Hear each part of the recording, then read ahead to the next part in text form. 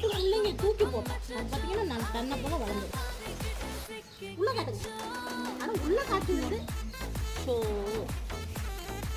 இதில் இருக்கிற காய் வந்து 4 பேர் சாப்பிடலாம். அந்த அளவுக்கு பெருசாக இருக்கும் மக்களே.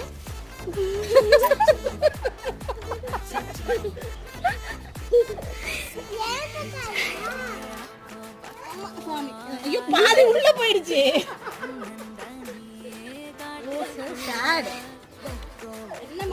அறுவடை பண்ண தெரியாம ஒருத்தங்க பண்ணிட்டு இருக்காங்க மக்களே. பாதி உடஞ்செல்லாம் உள்ளங்கி உள்ளே